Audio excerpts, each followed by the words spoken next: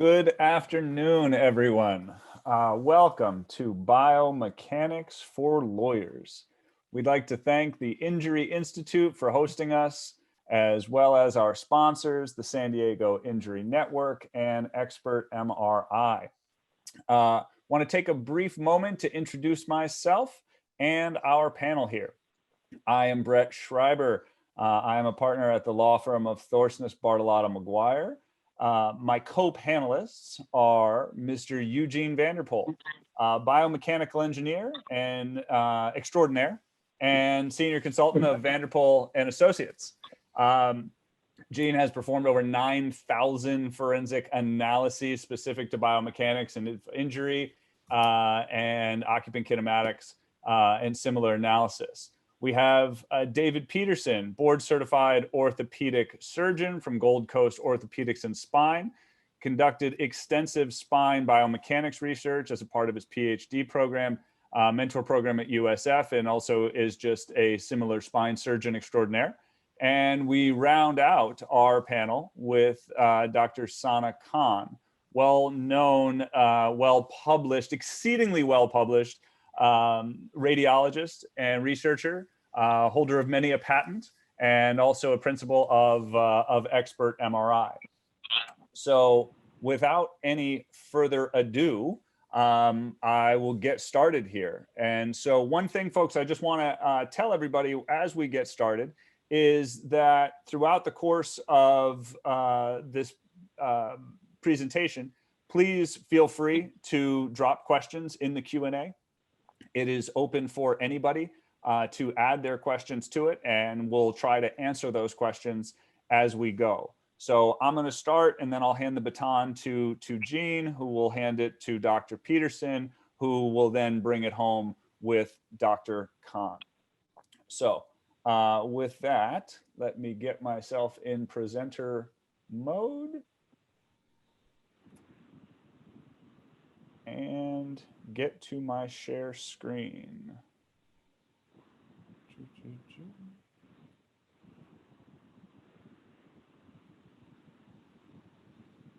Share. And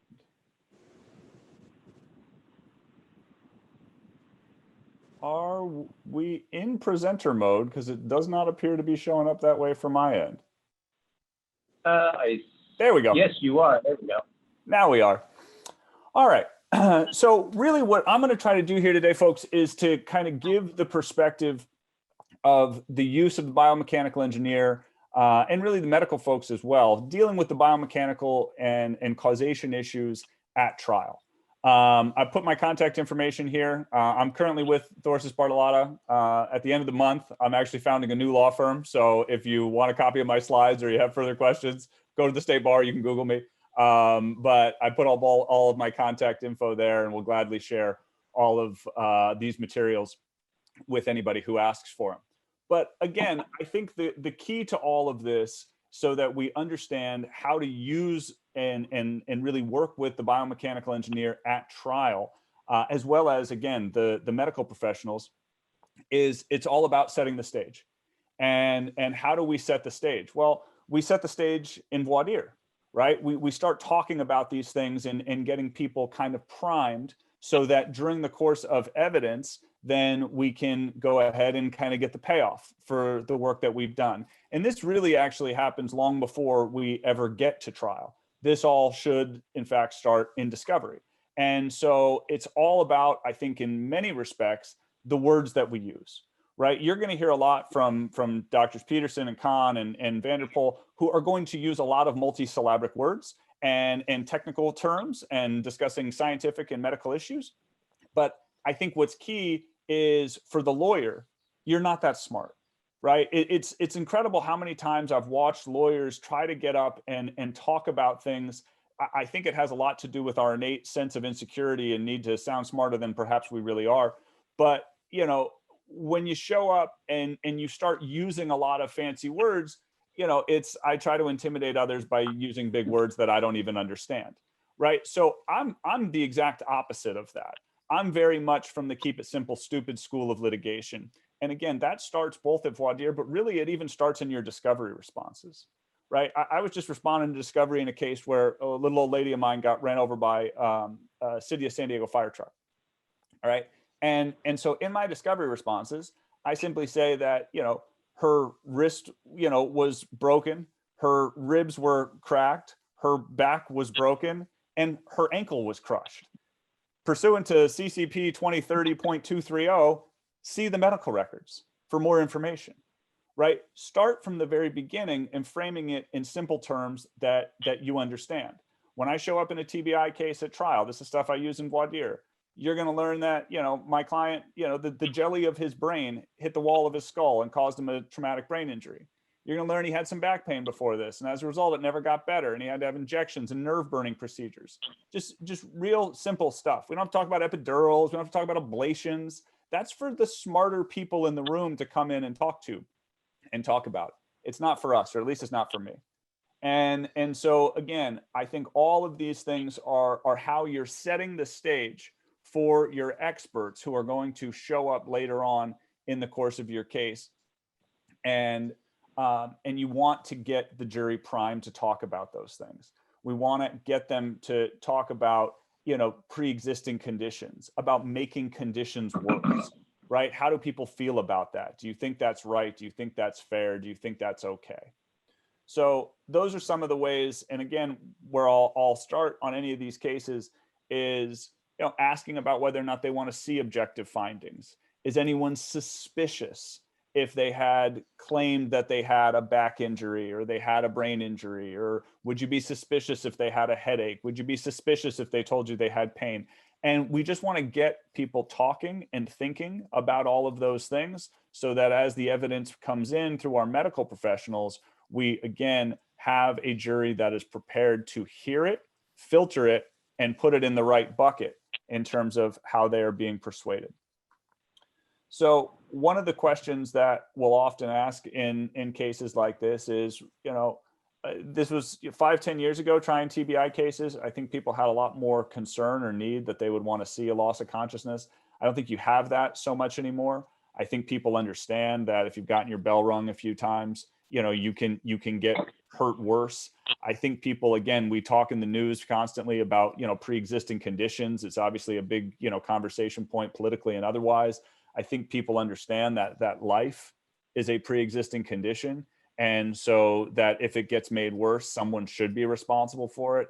Obviously, a very simple way, to talk about this, usually bring it up is, eggs at the grocery store, right? And so you just start talking if there's a lack of property damage in your case, and that your client's claiming that they had a worsening of their injuries. Well, why do you got to crack open the container of eggs and look inside? Because you can't just look at the outside and see what happened inside. And again, real kind of keeping it simple. One of the other, I think, really important things as we're framing our cases and thinking about this through trial is what is basically the level that we want to present it at. So to put it in perspective, the New York Times is written at an 11th grade reading level. Your typical romance novel is about a 5th grade reading level. Most people comfortably read and listen at 2 grades below their actual reading skill. So that's kind of James Patterson. That's USA Today. That's actually most political stump speeches are written in the 7th to 9th grade level. And so one of the things you can do is, and I do this in every case. Can I have you stop for this minute? Can you go back? Sure thing. Please? Yeah, sure. Go back one more. Mm-hmm. Doesn't that look like Dr. Peterson? Hey. Look at the red hair. Look at, okay, go, sorry. It does. It is. It is him. Years ago. That's perfect. Back to you. Thank you. And so you can go on, there's a great site, readabilityformulas.com, and you can actually score your own opening or closing. And you put it in there and they'll score it for free. And they'll tell you kind of where you fall. And this was a closing or an opening I had. I don't remember what case it was now, but where I dropped it in there and I kind of got a sense as to where my reading level was. And so I kind of move it up or down depending on, but again, that's the wheelhouse. But those are the words, right? That's the prep. That's the stuff that comes out of our mouths. And Gene and the doctors are going to talk to you more about the imaging and the way to show it. But again, I think one of the other critical pieces to all of this is basically to do the show and tell, right? Some real simple, cost-effective demonstratives that are out there. This healthedco.com has some really great skull models, back models, things that you can use with your expert, things that the jury can kind of see and understand and kind of get their hands around. If you're talking about a pain case, a real simple way to explain it is just take a bottle. These are, cases where I've just asked my client, just take a picture of all the stuff you take every day. Right. And I had one, a guy, I think actually Vanderpool worked with me on this case. Guy had a pre-existing cervical fusion, and he got plowed in a rear ender, and it got all messed up, and he had to have it redone. And he was taking a ton of tramadol, right, to just deal with it for several years. Well, we did the math, and so I just took a bunch of little white mints, and I forget, over from the day of the surgery to the time of trial, there was 647 days, and he was taking 6 of these, and I put about 3,000 of these things into a jar. I walk around and shake it around, because what is happiness, right? Happiness is the absence of pain. And here's the extent that Mr. Browning was willing to go through to not have pain. These are the things that he was willing to do. And so again, it just, we can talk about somebody taking tramadol all day, or we can show them what 6,000 little white pills look like. And I think for a lot of people, that kind of flips a switch. Just again, good book's been out for probably 10 years now. I still go back to it all the time. Presentation Zen, just real simple ideas on presentation design and delivery. It's kind of a touchstone to a lot of what I do in terms of how I present it. And the other thing I think that's super important is I've always disliked going to lawyer talks where they come in and they talk about this great result, and then they put up this $250,000 animation, which flies all around, and you're going to see some of that stuff. And I've done some of that stuff, and that's all good, right? Like but let's be honest, right? The average member, the average person probably watching this, doing the bread and butter case, is not going to have the budget to necessarily do that. And certainly not every case is going to warrant it. So, you can obviously go and Google a subject matter. You should be doing that as you read, records, but, lumbar spondylosis or spondylolisthesis. Great way to step it up if you're looking for visuals. You can read all about it. It just adds the words PPT, right? Doctors, much like lawyers, but even more so, love to put their stuff out into the world. So they go and they present at conferences and whatnot.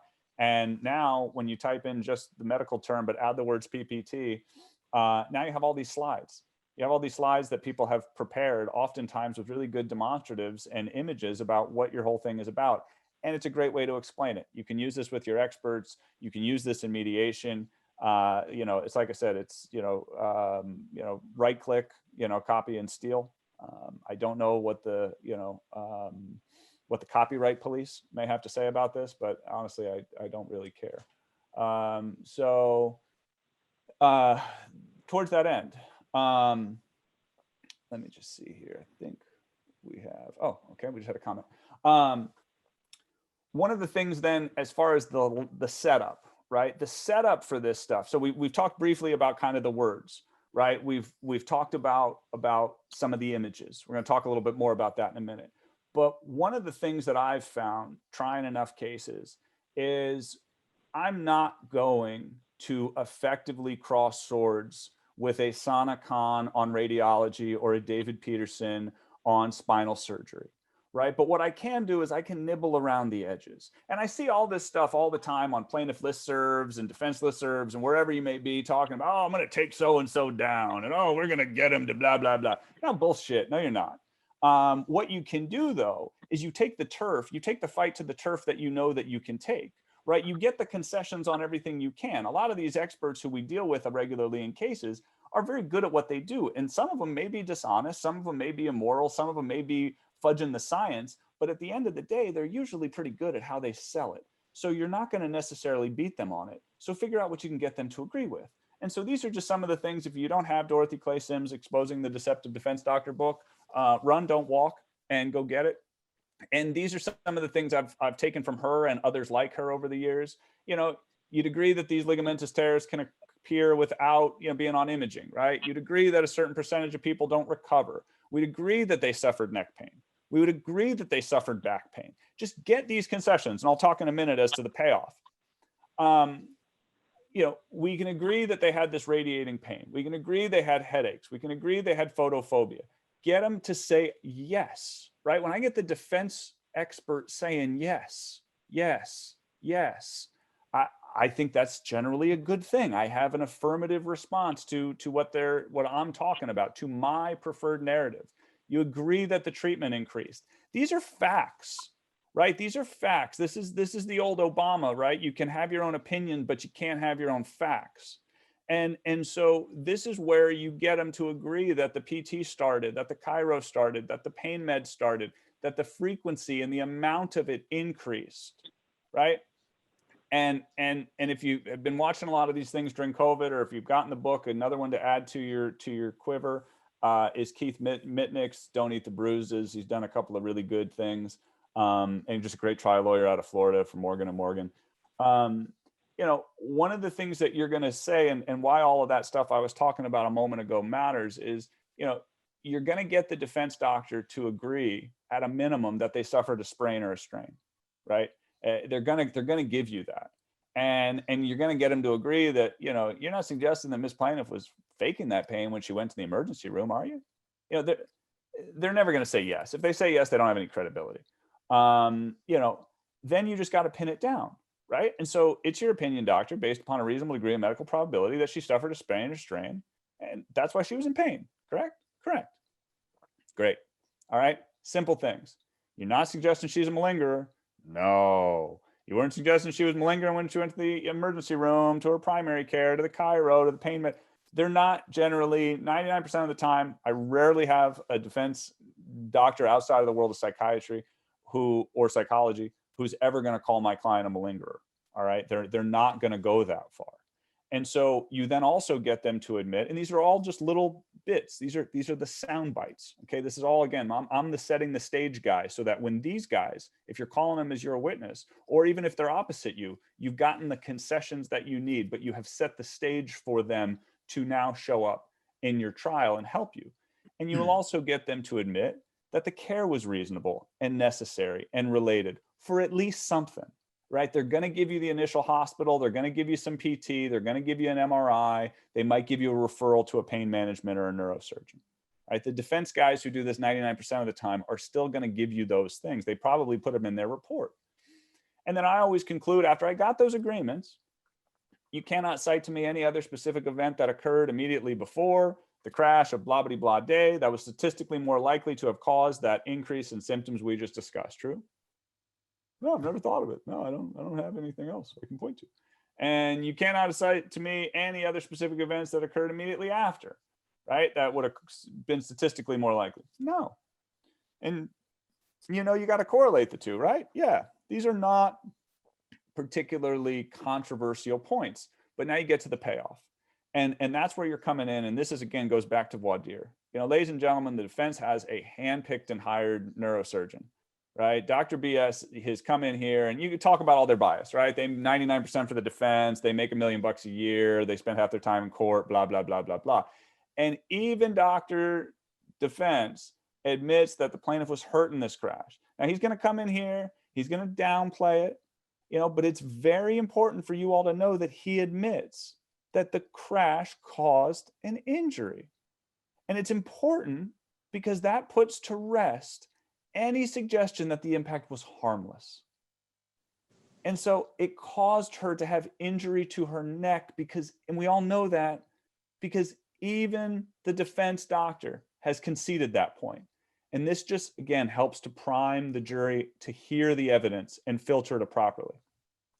And so towards that same end, there's going to be concern, right? Some people have concern. Hey, you may be concerned they're faking it. Right? You may be concerned they're lying. Well, you can take that off your worry list, folks, because even the defense guy admits that they weren't detecting, they weren't faking, and he knows how to do that. He's super great. He's great at this stuff. And you tell him all that, and if he had nothing to go on. And so none of that stuff is happening here. And this, again, helps to disabuse them of those concerns. And I would argue, I can't always say I've been successful on it, but I've had it happen at least once where those last few questions about reasonable, necessary, and related on the hospital and whatnot, if it's a stipulated liability case, there's a very strong argument that you have met all the legal requirements for a directed verdict on causation. And then there's really only one threshold question. And that is how much were they hurt and the extent of the injury. And so the jury started to answer with one question: is what are the damages? So now back to the visuals. Really easy way to do this. Again, there's a ton of free stuff on the internet that you can watch and learn from. I'm a big fan. I'm just going to give you an example. Spine Health has these informative videos. They're for patients, right? On what is lumbar radio frequency ablation. Snagit is a great tool. If you don't have it, you should get it. And it allows you to screen grab both through video as well as through pictures of anything that's on any of your screens. And so I will go through and I literally took a Snagit video. I watched it. I paused it at certain points. I took screen captures. I dropped it onto a PowerPoint slide along with my client's own fluoroscopy images. And in about 10 minutes time, I had, for all intents and purposes, a pretty effective demonstrative. Same thing here. Give them causation through your liability case, right? Talking about my client got, his head got struck. Took 2 pictures of him, use a shade feature and superimpose a brain on it. And again, I get my doctors to buy in on this, but these are the kind of things that you want to work through and to explain. And none of this stuff has to cost a lot of money. This is not things that you need to spend a ton of cash, to create. You can, and these things are things that can all be done on your own. Another great place for great examples and demonstratives that you can perhaps use with the Gene Vanderpoels of the world. You can certainly pay to have Gene Vanderpoel and people like him pull this stuff for you, but it's also really informative. NHTSA.gov, research databases. You can go in there and they have all these really cool videos. Now, the video I had, for some reason, the codec on my version of QuickTime that I'm currently running wasn't working before we started, so I pulled it so it didn't play here. But you have a bunch of low impact, low closing speed crashes. You go onto NHTSA's website and you can actually put in the vehicle types and a whole host of things, and then get very similar, substantially similar examples. This is actually one Gene did for me. It was a small 5-mile-an-hour hit, 10-mile-an-hour hit in a parking lot. Doesn't sound like a big deal, right? But it was obviously a big deal to my client. I think as Gene testified, this was not a soft summer breeze. And then we walked through and explained, what happened, how it happened, how the body turned, how the body made contact, how the damages and injuries occurred. And as I recall, this carrier ended up on a case that they initially, said, oh, it's no big deal. They ended up paying us a pretty substantial amount of money. Last piece, again, jury instructions, and I'm going to just wind this down here in the next 30 seconds. Jury instructions are your friend, right? As I said before, life is a pre-existing condition. Prep them on that. These are all your standard instructions so that people understand it. That's what I talk about in voir dire. I talk about it all the way through the case. I talk about it with my experts. Concurrent causation is your friend. Always own that. They cannot avoid responsibility just because some other person, condition, or event was also a substantial factor. Those roads converge. So be sure people understand that. A lot of great stuff out there. I'm going to just bang through these because I'm running short on time, on all the different ways that people have lifelong effects from whether it be a TBI, post-traumatic arthritis. And then I think the last piece that I'll leave you with is just your best witnesses in these cases. And, with all due respect to the people on this panel who have a bunch of letters after their name, I think so much of these cases, especially if they're a close call, the tie is going to go to the person who has the best non-medical, non-technical witnesses, the before and afters, right? We've been for years now. I think it was Courtney Rowley and I spoke on a panel probably 5-10 years ago, and she was doing this and I thought it was brilliant. They're getting lay witness declarations talking about how people's lives have changed. And so we get those from a lot of our clients and from their family, their coworkers. I put those in my experts file. It's just another example of people who can talk about how they have changed, how they've changed physically, how they've changed mentally, how they've changed from a quality of life perspective. And you can use it in all these ways. So, just remind them the burden of proof is pretty slight. And at the end of the day, I've tried enough cases to know juries don't like being told what to do, but they like being given choices. And ultimately we ask them, it's up to them to decide. either Mr. Plaintiff is lying and fooling his loved ones, his friends, his family, his general practitioner, his pain management doctor, his surgeon, and everybody else in his life, or he was really hurt, and the choice is theirs. So thank you, folks. Again, here's all my contact info. If you want copies of slides or any of that information, I know that was pretty quick, but feel free, hit me up in the chat. I can drop it in there. And I thank you for listening. All right, so let me jump out of there and stop my share. Got it. All right, with that, Mr. Vanderpool, you should have access to screen share. All right, let's give this a shot here. Screen share. There we go.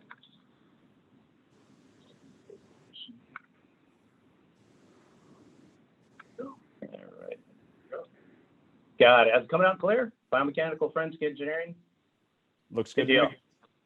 All right, cool. Brett, thank you very much for the insight. Actually, no, let me ask you a question in regard to pre-existing conditions.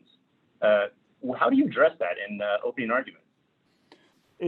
Own it from the very beginning. You know, I typically will ask, it starts in voir dire. I say, you know, who here doesn't have a pre-existing condition? And in the last trial I had pre-COVID, I actually had like a 19-year-old who raised their hand.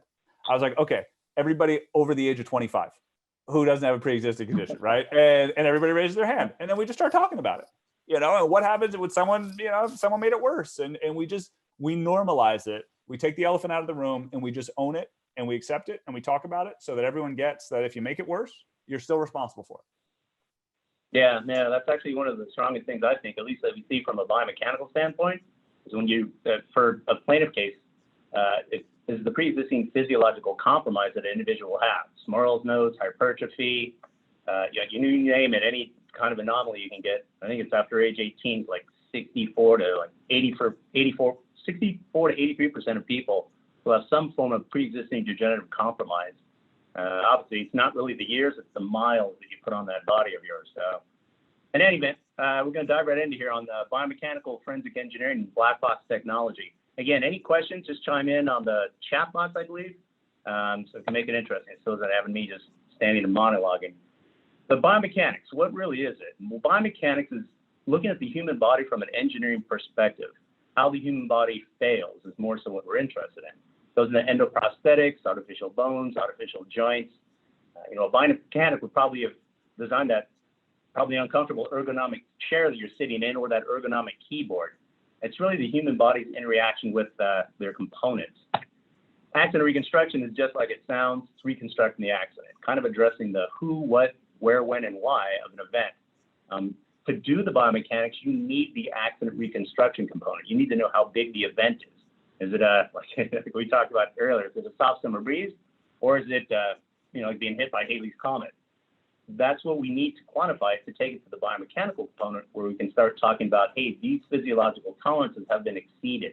This is where we get into the range and the potential for injury. Another errand, these are kind of three, well, also medicine, but these three kind of go hand in hand. And you'll see a little bit later why that's important. Human factors. It really is looking at how a person interacts with their environment. They're driving along. What are their glance patterns, let's say, to look left or right, or to look at the stereo? How long are they looking away for? What about perception, reaction, and response times? Or what about visibility of an object or somebody relative to their vantage point? Those all kind of go hand in hand with the biomechanics, reconstruction, human factors. It's nice to have that trifecta, and you'll kind of see here in just a little bit why.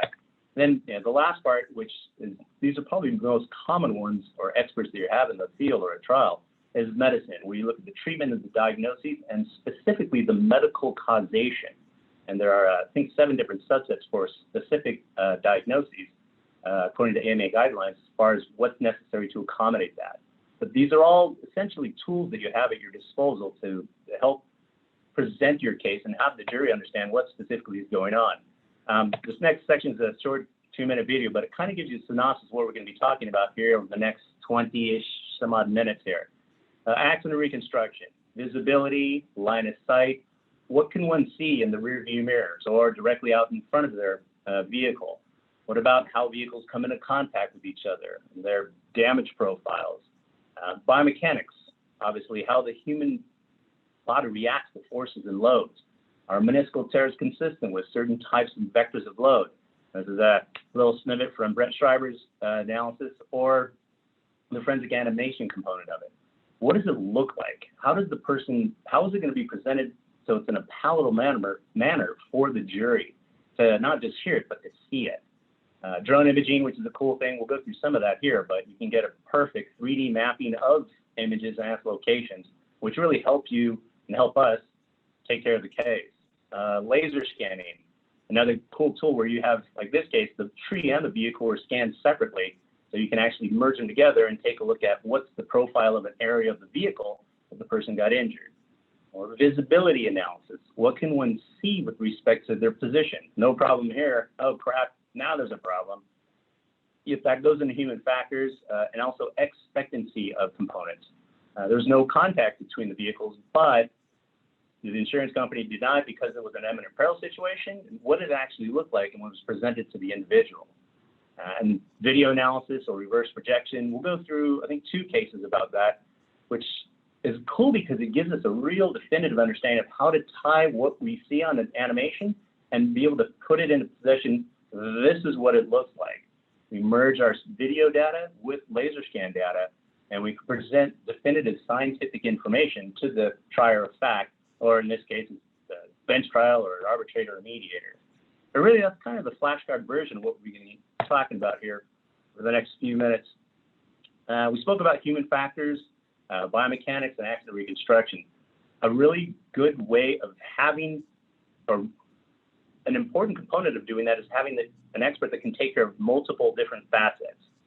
It's cost effective, so you don't have 3 experts sitting there, biomechanical reconstructionists and human factors, reading the deposition or going to the accident scene. We did a case where we took one photo and it cost $67,000 just in expert fees for one photo. It was the appropriate altitude and azimuth of the sun. The moon had to be in the right position. Had to be at 3:15 in the morning just to get the moon component. But you don't really need that when you have multiple experts or an expert who can cover multiple different bases. It's cost effective, one thing, alleviates finger pointing. It's a cleaner work product where biomechanics, again, you need the reconstruction part. There are a lot of cases where I'm hired just to do the biomechanical component. But if I'm working with a D plus C minus accident reconstruction expert, I have to rely on their work. And if it looks Mickey Mouse, then it's like crap. That's what I have to use as the basis for the opinions that I have. And it gets pinched when it's not done appropriately. But it's a cleaner work product, consistent. You don't have to worry about waiting for other experts. And, duplication of effort. That's really kind of a big thing. Well, biomechanics. What is biomechanical engineering? Well, biomechanical engineering is, again, looking at the human body from an engineering perspective. The human body is a really amazing piece of biofidelic carbon blobish person. Some of the designs of the human body aren't that great, but other means you can have very strong components. Case in point, this fine gentleman working in the earthquake in Tahiti or Haiti, I forget which one it was. My dad has a lot of time on his hands and he sends me these videos. But if you take all the muscles in the human body, you can actually lift 25 tons of load. However, if you have a certain 6.28 pounds just on the superior point of the hyoid cartilage, you can fracture that and may mimic a strangulation issue. So looking at the human body from an engineer perspective and being able to present how it's strong in some ways but weak in others is a key component for prevailing in a case. And that goes into the mechanism of injury. The human body, just like any other component, they will all fail in some medium. Well, they'll fail in due time, of course. And you live to be whatever as old as you get to be. Shear, compression, tension. We look at how that actually is impacted on the body. It's like a pile or a muscle in tension can actually take quite a bit of load. Same thing with ligaments or tendons. But muscle in compression is just a pile of muscle. Really no material properties. Bone in compression, great. Bone in torsion, not so much. So we have to understand the material properties of each of the components of the body. We're going to ligaments and bone biomechanics. Is the ACL or PCL? How does that tear? And what's the medium by which it actually tears? It's linear for all intents and purposes until it gets to the microfailure section, but then you get complete destruction. So it's looking at, again, how the body fails from a mechanical engineering perspective. Intervertebral body and intervertebral disc strengths. those are things that we have known tolerances. The human body's been studied ad nauseum, from hair to toenails. In fact, they have even some guy, like the 90s, he did his PhD dissertation on scrotum tensile strengths. Believe it or not, there's actually an application for that. Think high velocity motorcycle impact where your legs get caught and your scrotum, your testicle goes flying forward and rips through the scrotum. It's nasty business, but there's actually an application for it. No pun intended. Brett Schreiber, I see you laughing. I do, and you know what? And the beauty of Vanderpool is not only does he use this here, he has used this story with me on the witness stand. And you know what? It is as good there as it is through Zoom. I'm just saying. I never even the words tensile strength and scrotum, I had never heard so eloquently used in a sentence before or after. But that, ladies and gentlemen, that's Gene Vanderpool for you. Exactly. Here's a total side note. This is not really part of the presentation. I had a case in Las Vegas. 485-pound individual. He was at the Caesars. No, it's one of the hotels, and they have the toilet seat with the little two prongs that rest on the porcelain. Well, he goes and takes a crap, and he goes to wipe his business, and his scrotum ends up on the sill, and he sits back down. So imagine 480 pounds over like a 1-inch diameter. Well, of course he lacerated his scrotum. So we were able to see, yeah, that's much force over a certain area. But the crazy part is this guy's having, it's a long story, but I digress. Rotator cuff tears. Supraspinatus tears, one of the most common ones, typically from repetitive microtrauma, but can be due to actually bracing versus not bracing. One of the things that you may want to know when you have a case, if you have a case where you're looking at biomechanically, is the potential, or are the loads consistent with generating, let's say, a rotator cuff tear, bilaterally, left or right, or single-sided? You have to have medium by which you can actually transmit forces to the shoulders. Without that, you're not going to have the biomechanical mechanism for injury. So if the person is braced, like they see the rearview mirror, the car coming, the rear end them, and they're like, oh, sheep dip, and then they get hit, the steering wheel will be pulled away from them, and to the tune of the load on the shoulders can be up to several hundred pounds. But if they're not braced, they don't see it coming, their hands will just come off the steering wheel, and the loads on the shoulders are going to be about 5 to 10 pounds, about lifting a gallon of milk. So you can see brace versus not brace is the difference between lifting a gallon of milk or several hundred pounds of the shoulder. So that's where, again, one of the components you may want to take into consideration when looking at the cases and the viability of the cases. Hip labral tears. Again, common, seems more recently common, but looking at the means by which they take place from a biomechanical standpoint is important. Forward flexion, internal rotation. That's really the only meaning by which you can get an acute labral tear. As far as just a rear impact, that's not going to do it. A frontal impact with bracing and rotation, that can do it. Very similar to that of a meniscal tear. Just having your knees come into contact with the dash, or knee singular coming in contact with the dash, that's not going to generate a meniscal tear. It's going to be compression and rotation. Again, the same mediums which you have in football, tennis, and soccer. But again, this is a flashcard version of that case. Loss of consciousness, actually MTBI or TBI. And again, this is another gift from my dad. There's plenty of time on it. These lads are trying to rob the place. And of course, they took this guy. It actually gets better. Here's the next one. And he's down. So what does it take to understand the potential for an MTBI or a TBI? We have to take a look at the accelerations, the loads, rotational accelerations. To date, I think there's like 458 published peer-reviewed tests to determine cognitive disorders for mild traumatic brain injury. Biomechanically, we go by the laws of physics, and we take the data that we have from boxing data, football data, rhesus monkeys. There's plenty of mediums by which we can understand the tolerances and the thresholds thereof. And it's not linear. It's anything but linear. When you look at the potential for head injury, there's AIS, or abbreviated injury severity scale, from 0 to 6, 6 being fatal, 0 being no injury. But to have a grade 1 AIS, it's linear. It's almost a 10th order polynomial. It's pretty unique, but it's something that needs to be understood when you're presenting cases such as this. And got here human factors, decision making. This one is one of the easiest ones to understand. It's kind of when somebody's making a decision, or you're driving at night and you have a pedestrian, let's say, coming from your right, going toward your left. Well, that person's going to be a little more visible than somebody coming from your left to your right. Why? Because headlights are pointed down and to the right. So it's obviously, not obviously, but it's to help prevent blinding the person coming the opposite direction. Case in point here, if you have somebody who's wearing dark clothes, but coming from your left, going toward your right, you can see them at a distance of about 85 feet. Well, if you're going 85 feet per second, that means you're going to hit them in 1 second. So you that's done. However, if the pedestrian is coming from your right toward your left and they're wearing white or bright clothing, you got 325 feet of visibility, depending on the headlight, depending on the circumstances, the road, the gradient, and all those things. But those are all components that are necessary to understand when you're looking at human factors part. I mean, even a fraction of a second, they have a case right now where we're looking at for 1.5 seconds variance relative to the perception reaction time. 1.5 seconds means the difference between a 30-mile-per-hour impact and a 0-mile-per-hour impact.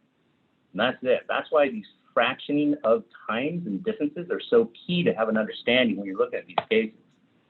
And CDR data. We'll just kind of go through this real quickly here. Black box data records an event, non-deployment and deployment event, meaning airbag deploys or it doesn't. Vehicles after 2012 until now, 2012, that's when most vehicles started coming on board.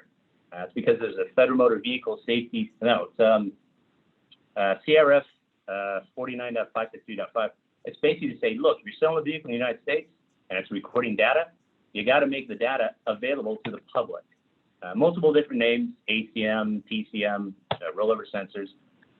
But what kind of data does it give you?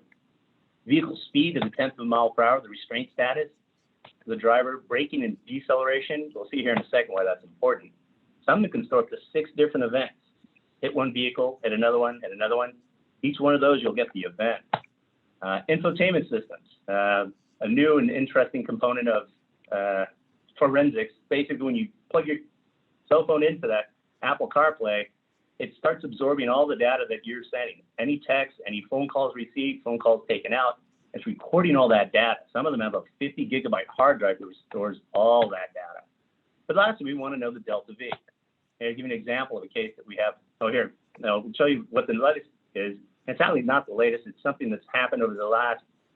Toyota started sneaking this into CDR equipment, airbag control modules, for the last 5-6 years. It's called the Toyota Tech Stream. Toyota Tech Stream is like the airbag control module, the black box, but it takes pictures. And you'll see what it can give you. Accelerator pedal angle. It gives you up to 140 different events that you can actually store. Here, check this out. It'll give you the video of the image or an image leading up to the impact. But you can see here, and there's a time sequence. And on the right, they're low resolution, but you can make out if somebody got cut off or somebody slamming the brakes in front of you. All this data is available just like the black box data and technology. It's pretty impressive stuff. So it's going to give you the ability to really get a fine-tuned understanding of what's taking place in these accidents. Hey, Gene, can I interrupt? Yeah, go ahead. Hey, so with respect to this additional level of technology, is it much like the CDRs that experts have to be uniquely equipped to download, each particular platform and make and model? And does everybody require a different wire and a different connection and a different software? Or is there anything kind of universal about infotainment and similar type of downloads currently? Yeah, unfortunately, the answer is no. You have to, for the infotainment system, that requires a teardown. You have to take the unit out and take out the back and get direct access to the hard drive. For the CDR or for the images, for the hard braking events, yeah, you have to use it's called the CDR 900 unit. But if you have a vehicle that the airbag is deployed and it's smashed up to oblivion, you have to go directly into the vehicle and yank out that airbag module and go directly to the module. So there's all kinds of iterations, unfortunately. So it's not as linear as we would like. Like Hyundai and Kia, they thought it'd be fun to have their own units. Well, there's another $20,000 of equipment just for Hyundai and just for Kia. Right. So it's not easy. And but, it sounds like it's destructive, right? You're actually having to engage in some level of destructive testing as opposed to, non-destructive testing, which arguably a lot of CDR downloads would be. True? Yeah, no. Well, for CDR or infotainment or Toyota Tech Stream, that's non-destructive. well, here, let me back up. If it's just through the DLC, where the vehicle is not completely destroyed, it's non-destructive. If you have to get to the module, it's destructive to get to the module. Right. But then outside of that, it's like, okay, how do we actually get the infotainment stuff? That's destructive. There's no question about it. Got it. Thank you. All right, here, let me see, we got a couple minutes here. Take a look at this case and tell me which client you want.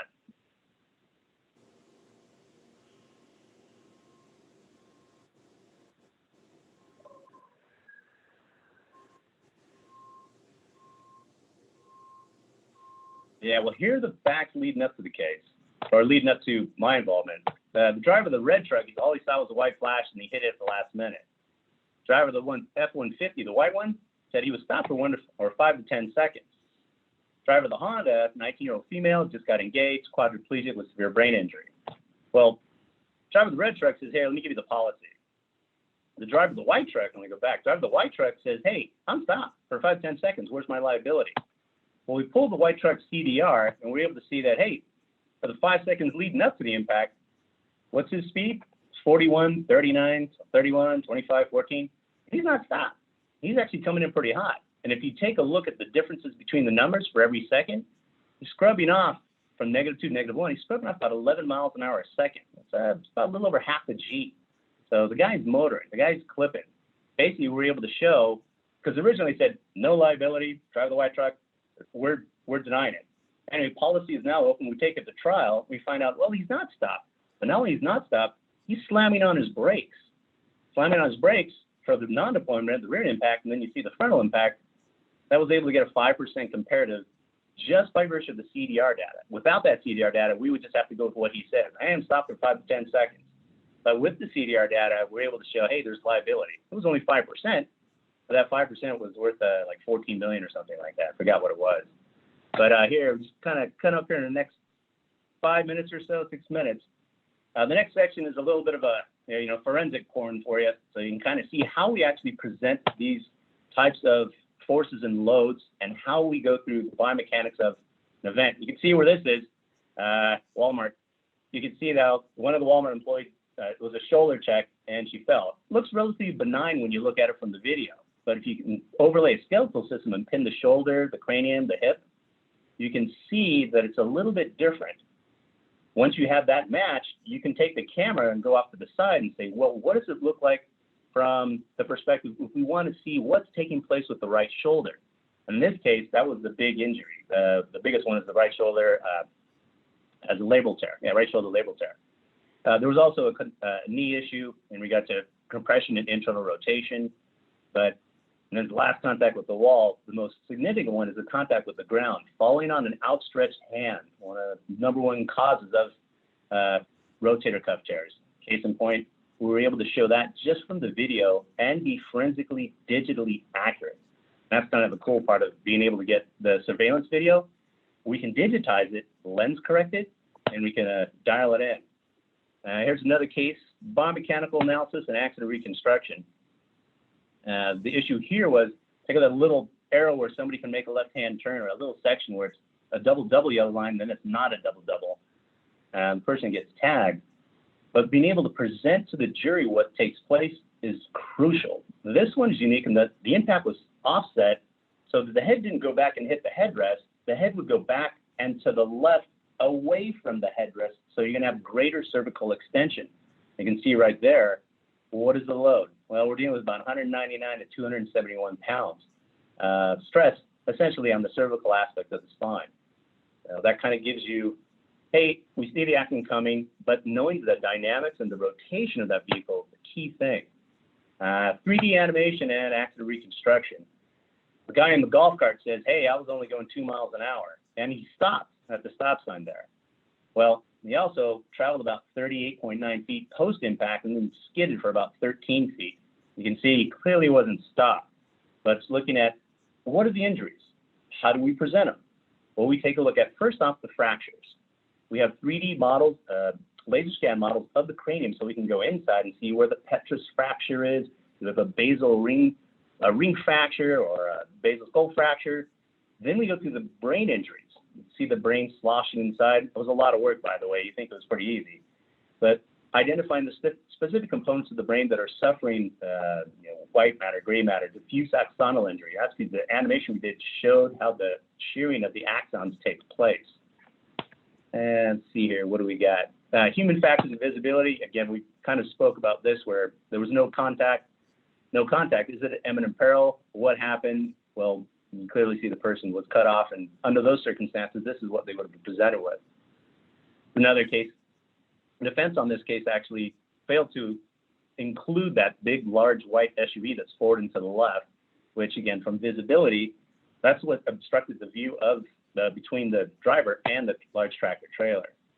And see, this one involves accident reconstruction, laser scan, reverse projection, video analysis, and animation. We have the animation we have the video from the gas station. Here's the laser scan data. Once we go out there with the laser scan, which actually incorporates identifying the position of the surveillance camera, we can do lens correction by rectifying the surveillance video, tying it with the 3D laser scan data. Okay, now do we have a match? Boom, we have a perfect match. Now let's overlay the actual video, surveillance video. And it was a question of who ran the red light, but more so a question of signal light timing. I guess it went after the city because they screwed up, not the city, but I think it was Caltrans. Somebody screwed up the signal light timing. They should have extended the yellow by about 0.7 seconds. Unfortunately, there's one of the children on the corners underneath the car at that point. Once you have it built, you can look at it from any perspective, top down, oblique vantage point from somebody on the northeast corner, what their perspective would be. Then you can next say, all right, this is what actually did take place. This is obviously it's cleaner and more rectified, but here's what did take place. Impact like this, vehicles rotated, and then continue from there. Well, what if we were to have that 0.7 second yellow extension? What would that mean? Well, that would mean there would be no accident. Regardless of who ran the red light, that would mean that there's no accident and that child wouldn't have been injured. So cutting into the chase, no yellow extension, impact takes place. Obviously, if you do have the yellow extension, no impact. And then you can also add another half second to the red, which means they'd be even further apart. So an accident, specifically for the child who was on the southeast corner, he would not be injured.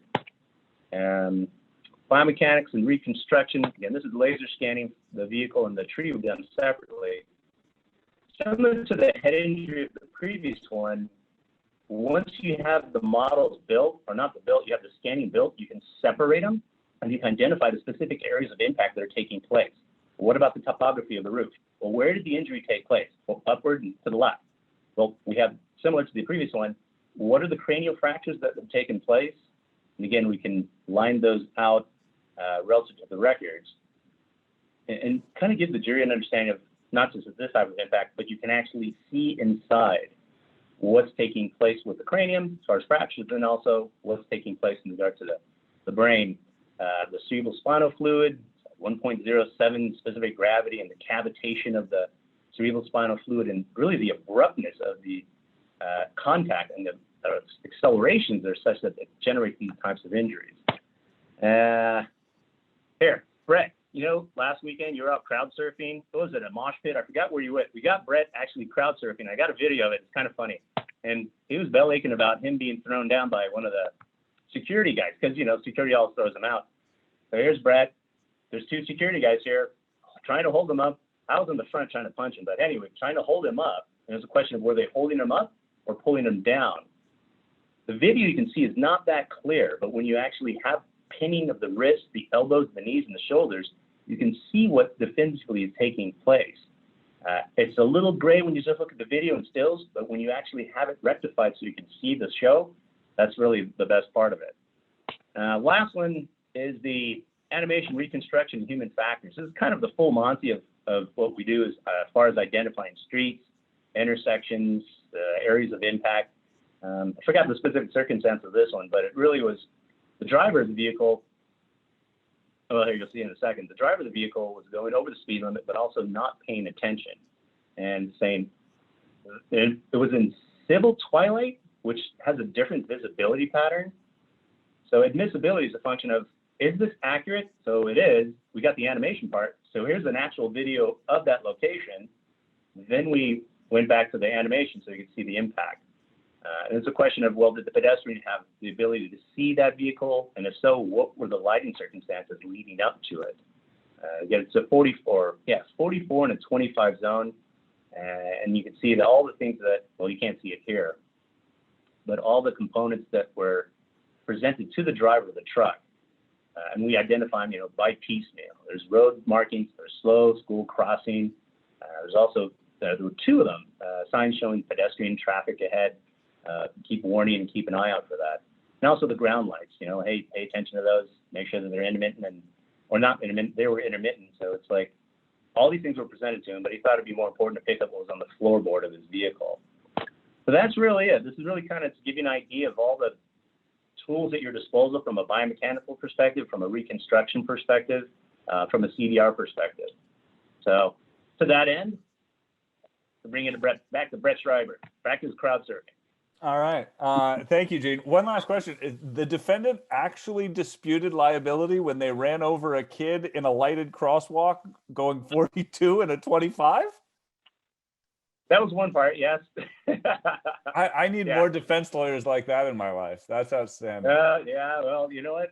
Go to Hawaii. Right. It's crazy over there. Or Nevada. It's kind of crazy over there. Yeah. God bless him. Stuff like that is what makes people like us famous. All right, Gene, end your screen share. I think you control it. You got it. I'm out, I think. You are. All right. Good deal. And let me just see if I have any other questions. One of the questions to you, Gene, before we hand the baton to Dr. Peterson, is, do I need a separate human factors expert, or is that something that you feel that you or others like you can carry the day on? Well, that's a good question. At my company, we are all biomechanics, reconstructionists, and there's 4 of us that are human factors experts as well. It's nice because, again, you have all 3. It's like you may have a case, we're looking from a bio standpoint, but we'll say, hey, look, there's a big human factors component. We'll know all the good, bad, and ugly, and we'll let our client know. And they may say, you know what? Let's pinch the biomechanics. Let's just go with the human factors component. Or doing the reconstruction and, yes, the biomechanics. Depending on the facts of the case, we can let you know, hey, yes, no, yes, yes, no, yes, no, that kind of thing. They all may be important. They all may be distinct components of a case, but to have an expert that can do all 3 at the same time, that's really what, here, that's a little shot for VA forensics. We do all of those. No, and that's fair. And I think, I will say to your guys' credit, I know I've had cases where I've worked with separate human factors and with not, and I think, kind of a clear and consistent understanding of your own limitations, is one of the reasons why everybody on this panel has probably been successful, right? We know what we know and we know what we don't know. And if at a certain point it seems like you need someone who's particularly more expert, then you bring them in. But if not, it's really a matter of identifying those limitations and those issues and then bringing the right people to the fore.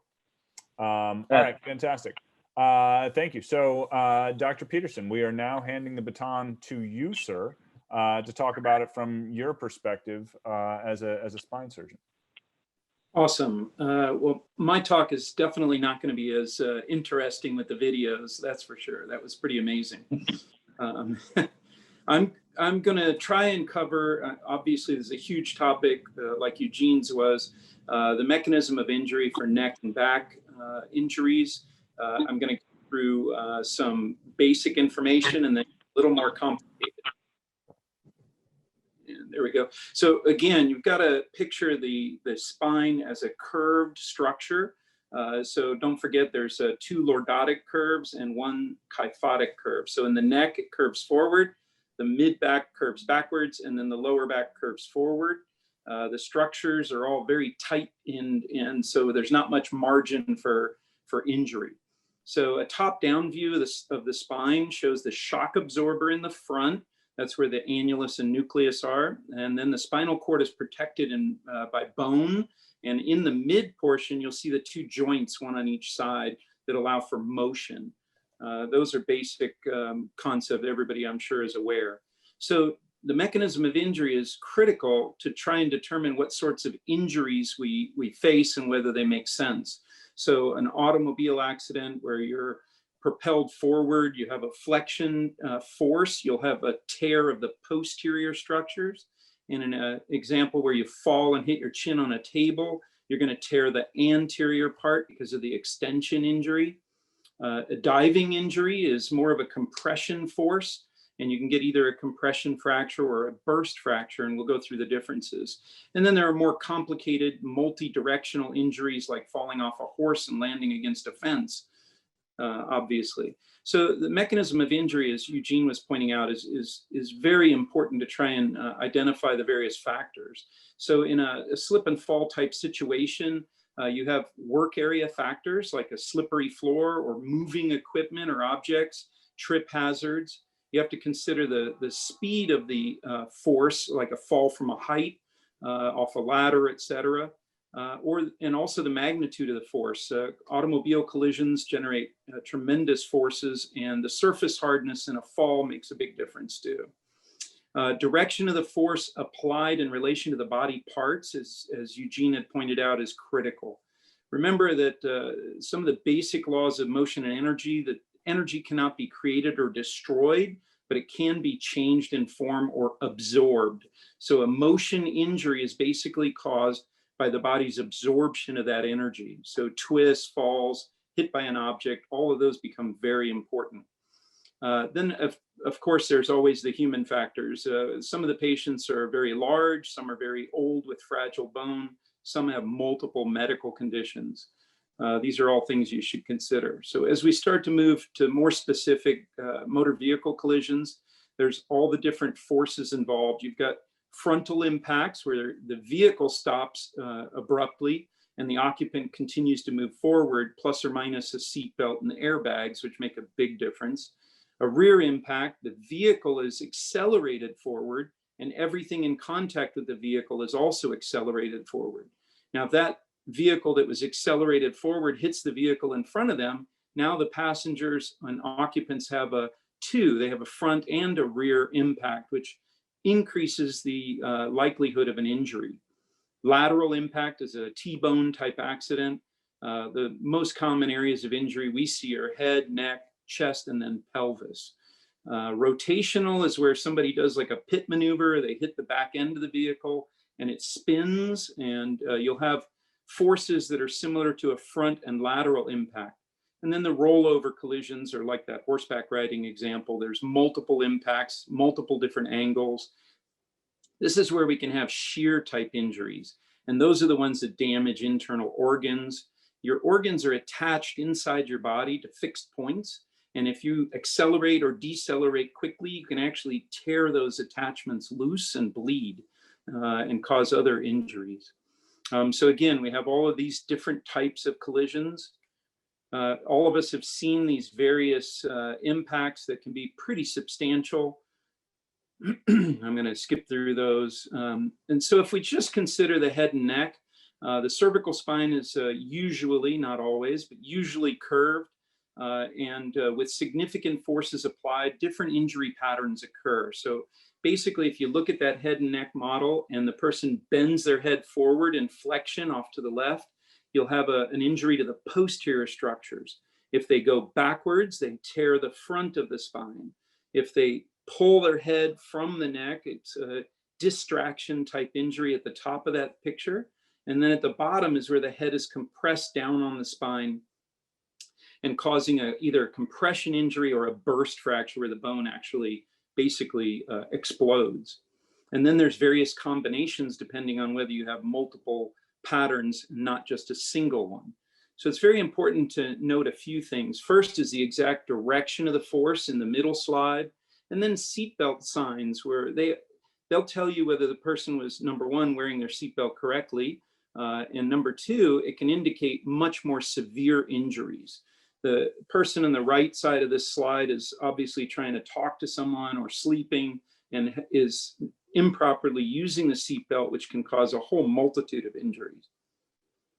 If we just look at the percentage of people in an accident with a thoracic or chest spine or lumbar spine injury, and we do it by age, you notice that the 0 to 9 years old at the bottom there, they have much more likelihood of injuring the lower lumbar.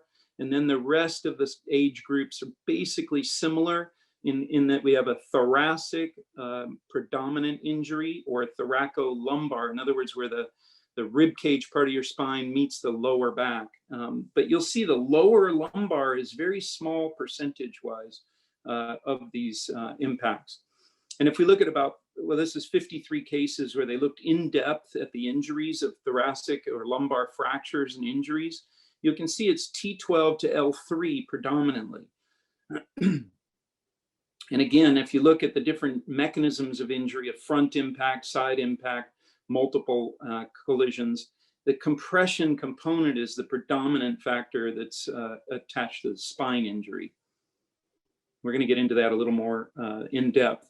This is again an age distribution, but if you look at compression or burst, which is a variant of compression, where you're compressing the spine, that's 82% of the spine fractures in the thoracolumbar spine. Notice in the 0 to 9 age group, the first line across, most of them are flexion distraction injuries, and those are catastrophic. So we'll get into that a little more, but I wanted to point out that the kids are different than the rest of us. And again, if you just look at thoracic and upper lumbar, it's about 75%, no matter what study you really look at. Thoracic injuries are very common, and I usually see patients with a neck and a lumbar MRI, but very rarely a thoracic MRI. And I would encourage you to pay attention to mid-back pain as a complaint. Try not to ignore it. And this looked at whether you're wearing a seatbelt and whether you're airbag deployed. If you're unbelted and no airbag deployment, you have about a 33 or 1/3 chance of dying in one of these severe accidents. So in summary on this part, the seatbelt mark, remember abdominal and vascular injuries and also spine injuries. That's the important take-home part of this. So if you look at the spine as 3 different biomechanical regions, the upper thoracic is relatively rigid because we have the rib cage. We also have a kyphosis, or a bending in one angle, and it's usually a flexion injury that we see. So the posterior aspect of the spine is injured. In the mid-thoracic, T9 to L2 upper lumbar, that's where it transitions from immobile thoracic to mobile lumbar, and kyphosis to lordosis, angle change. That's where we see most of the spine fractures and injuries. And then lower lumbar, L3 to sacrum, it's very mobile, it's lordotic, and also the L5S1 level tends to be protected by the pelvis, which is overriding. I'm not going to get into the force diagrams, that's Eugene's territory. They can be very complicated trying to identify specific forces to specific areas of the body, but this is basically how the math can be done. And even though I don't calculate the delta V, whenever a defense expert comes up with their calculation, I always double check their math, because there's always some sort of fudge factor that you can point out. Because of the seatbelt restraint on the pelvis and the angle of the SI joint, those injuries are very common, and people don't realize, mostly because most of the doctors don't treat SI joint problems, but up to 35% of T-bone collisions cause pelvis injuries. Now, another important comment about this is seatbelts are great. They do save lives, but in a high-speed collision, the seatbelt is holding their pelvis still, and it compresses the spine against these solid organs and hollow organs inside you. So you can have significant injuries when you have those seatbelt marks. There are several classification systems for spine injuries. They all have different uses. The Dennis is one of the older ones and very helpful. The AO is more of a fracture fixation classification for ortho surgeons. And the TLICS system is more for identifying surgical patients in an emergency situation. So the Dennis classification is one of the older ones. It's a 3-column system. So if you look at the spine and you divide it, as you see, the vertical line, red line on the right, is in the middle of the vertebral body forward. That's the anterior column. And then the middle column is from that mid portion of the vertebral body to the foramina where the nerves come out. And then posterior is the facet joints and the ligaments, spinous processes posteriorly. And I'll show you why this is important in a few minutes. But like I said, the TLICS system is really 3 independent predictors of whether someone needs surgery or not. The first is basically the X-ray and CT bony image. The MRI is more for the soft tissue image, and you get a point system for each injury. And then the physical exam is the neurologic status. And anybody with more than 4 points in that system is really a surgical candidate. So it helps when you're trying to call someone on the phone and describe the injury. You can use one of these systems to communicate, basically. The Asia impairment system is purely neurologic. It has a significant use for predicting who's going to be ambulatory. This looks complicated, but really it's very easy to fill out. I know it looks scary, but it takes very little time to actually fill out this form to give you a score. And then based on the score, 1 year post-injury, these are the percentages of independent ambulation, or people that can walk on their own with no assistive devices. So you can see it's pretty significant in the A category or B. Now, as I said, most of the injuries to the spine are compression type fractures. Those are anterior column only, so the front half of the vertebral body. The middle sometimes is involved. Posterior is usually fine. The anterior column of less than 30% crush, basically. So if you take the square, measure the one above, measure the one below, and the front edge is smaller, that percentage is how we calculate the percent. And then you want to have less than 10 or 15 degrees of angulation at that level. And usually no neurologic injury. Those are very stable injuries, usually don't need surgery. It's a brace situation. If it is significant and the brace is not working, there's techniques of fixing this. Vertebroplasty is one, kyphoplasty another. I'll discuss both real quick. If you look at the picture on the left there, you see the fracture, the smaller front, bigger back part of the bone. We can actually put a tube into the front and inject cement to stabilize that fracture. The pain relief is generally immediate, but there's about a 10% chance of having an adjacent level fracture just from having that hard cement in that bone, because the bones adjacent to that, the one above and below, are not protected, and they have an impact against that hard block of cement. If you look at kyphoplasty technique, whether you use a balloon or this kind of a jack that I call it, if the bone is crushed in the front, you can put this jack in, jack it up just like you would a car to change a tire, and then backfill with either bone graft, calcium phosphate, or cement, actually. And that's another technique of restoring the height of the damage. So on the left is a compression fracture. You see it's on the front half of the bone. The front half is a lot smaller than the back half, so it is compressed. If you look at the one on the right, it's a burst fracture, which is a type of compression fracture, but you can see the bone there that's broken, exploded or burst, and pieces are in the spinal canal, which obviously can cause some significant damage to the nerves. In this area, not spinal cord, obviously. The spinal cord stops at L1 usually. So in this area, it's nerve roots. So sometimes they can sneak away from that and find a corner of that canal that's not impinged by the bone, but usually there is some nerve damage. So a stable burst fracture versus an unstable fracture. Well, burst fracture by definition is the front and middle column. There's usually very little angle because it compresses straight down. There's usually, in this category, no nerve involvement, and most importantly, no lamina fracture, which is a part of that bony protective portion around the spinal canal.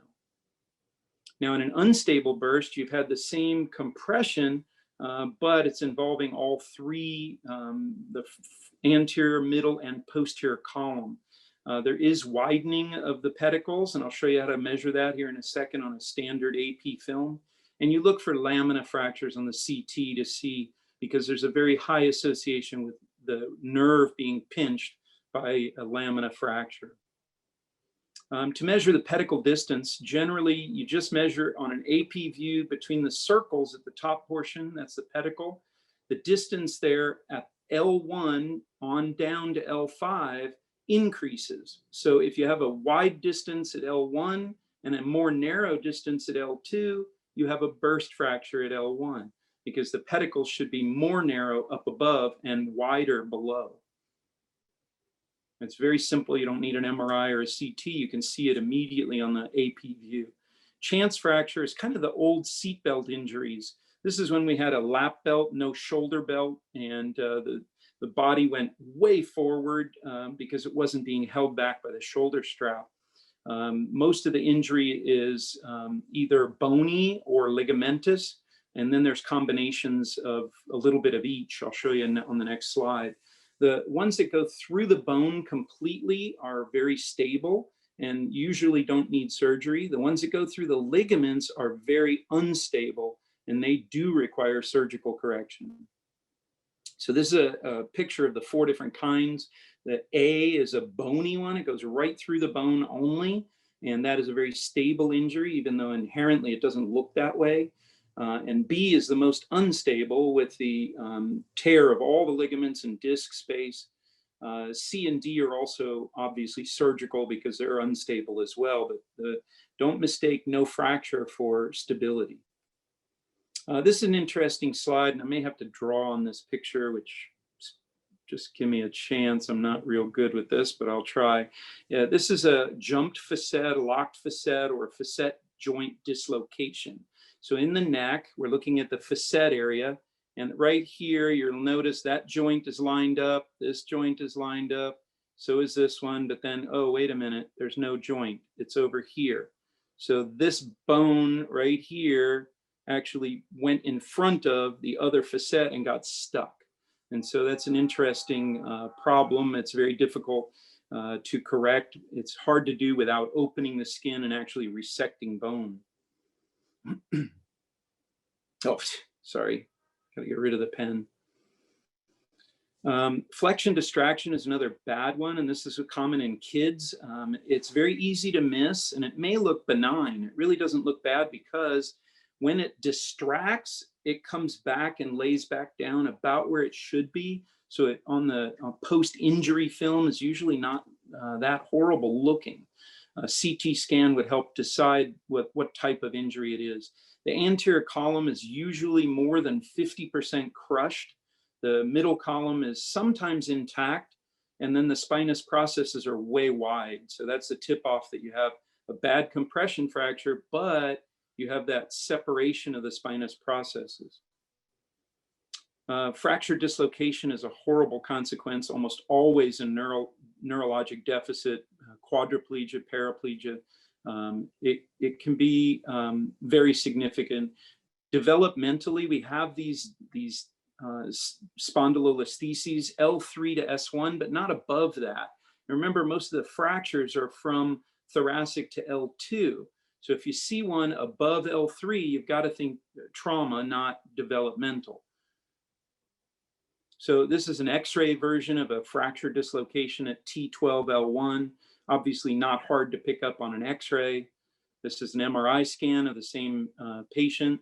Very easy to see the amount of damage. Spinal canal in the back there is completely obliterated. And this is a 3D reconstruction of a CT showing the same injury. Very dramatic injuries, multiple organs affected usually. This is the correction for that. It's a long set of hardware to reconstruct that usually, and it needs to be done immediately. Vertebral artery injuries, don't forget in the neck, the vertebral artery goes down through foramina from C2 to C6. So it's kind of held in place in bone, in a tunnel of bone. And if the neck goes a certain direction, you're going to either stretch or compress the artery, and you can damage the interior wall where it separates and stops flow. And of course, spinal cord injuries are a horrible consequence of spine fractures and spine injuries. And you can see the spinal cord on this MRI of a neck being completely pinched by the fracture. So surgical indications, those are relatively easy to summarize. Neurologic involvement usually is surgical. Flexion distraction injuries almost always, that's where you have a compression fracture, but the spinous processes are wide. Greater than a 50% canal compromise, in other words, where the spinal contents are, is compressed with a 15-degree or more angulation at that level. Or if you have more than 25 degrees of angulation, kyphosis, that's a surgical indication. Very few spine surgeons do a stress test nowadays. As a matter of fact, it's very dangerous. Most of us that were taught how to do it don't do it because of the risk of increasing the injury. Fracture dislocations, obviously, by their nature, are surgical, and soft tissue chance fractures are always surgical. So when you fix the spine, you've got to fix the front with some sort of cage or plating system, and then rods and screws are usually used from the back to fix the spine 360 degrees, front and back. Interesting little history on screws and rods, etc., cages. The posterior spine surgery was described back in ancient Egypt. Successful spine fusions, however, were beginning to be reported in the early 1900s. In 1940s, Dr. King started to use screws to go across the facet joint to stabilize the spine. And then more commonly, spine surgery was performed after Harrington rods were developed in the 50s. The problem with the Harrington rod systems where they had hooks that go under the lamina to hold the rod in place, not screws to hold them. And those hooks were not good for fixation. They pop loose, all kinds of fractures of the lamina because that bone is not very sturdy. In the late 50s, we started using screws from the pedicle into the vertebral body, more modern fixation. These are very strong constructs. This allowed surgeons to perform aggressive decompressions of the spine, remove everything that's pressing on the spinal canal, and then reconstruct the stability of the spine using rods and screws. It also, by using pedicle screws, allowed us to, instead of that long construct you saw on that other with the really long rods, we can actually bring down to a very few number of levels that need surgery to stabilize that fracture. This technique was modified over and over by multiple surgeons, Moe, Edwards, Lukey, Jacobs. There were systems that came out, CD system and Texas Scottish Rite, along with posterior plating systems. And nobody really did any biomechanical studies to see what was better than another. We just had clinical experience, which unfortunately, we would today look at it as experimenting on humans. In the late 70s in Baltimore, Dr. Edwards started concentrating his efforts on surgical reconstruction of the injured spine and noted a rather unique system for dealing with compression fractures that were significant. He would hook a rod at the top, put in a large plastic spacer over the rod, and then pull it in, and by 3 points, push the spine back where it needed to be to correct that anterior compression, and then attach the bottom part of the rod. That 3 points would, at the top, bottom, and then the push from the plastic insert would actually correct the angle. And then about 10, 12 years later, they started working on external fixators, which of course, as you can imagine, were horrible. Anytime a pin sticks out of the skin, you run the risk of infection. And now these screws for the fixator were in the spinal canal and into the spine bones. So lots of horrible infections occurred. Once we started doing more basic anatomic and biomechanical research using different constructs, we started to develop a more modern system. And that came out in the mid 80s. Wiltsey system was used actually at Long Beach Memorial, first time in the US, May 24th of 84. And in 86, Dr. Steffi came out with screws that had variable placement for rods. So you could put the screw where it needed to be and then attach the rod no matter where the screw was angled. That made it a whole lot easier to fix unstable spines. And at the same time, Dr. Harms in Germany came up with the cages that go in the front, that go between the bones, vertebral body bone for anterior fixations. And obviously, now we've gone forward and we're using computer navigation to put in the screws and hardware. And on the next slide, I'll show you the benefit. On the left, you see the spine. Dr. Peterson, just yeah. can I give you a 2-minute warning so that we can give Sure. Dr. Kahn his time to bring us home? Yep, I'm almost done. Go for it. Thank you. So on the left, you see the computer version of where the screw should go. And then if you hold your hand just right, it shows you when you're lined up perfectly, and then the screws go in, ideally the largest diameter and length perfect every time.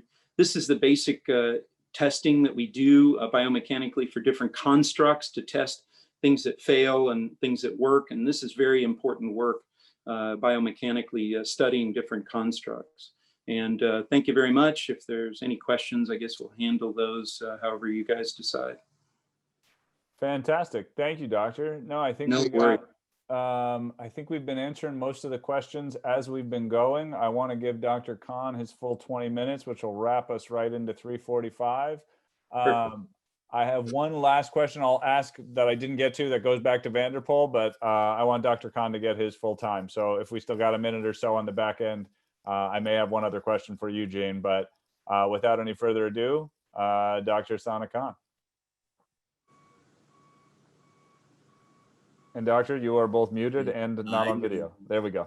I know. Let's see. Let me actually stop the share so I can get myself on.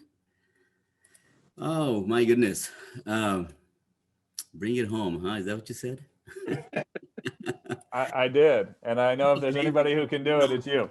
What I find amazing always, Brett, is that it's like, you know, as you know, I've been on a lot of webinars, but, you know, I constantly am learning. I mean, just every single webinar, there's something else that comes up. And, you know, one of the interesting things that Eugene said when he was talking about the pressure, you know, in other pounds, I think, Eugene, you mentioned like 99 pounds to 200 some pounds that happens when this, you know, whiplash is occurring of the neck.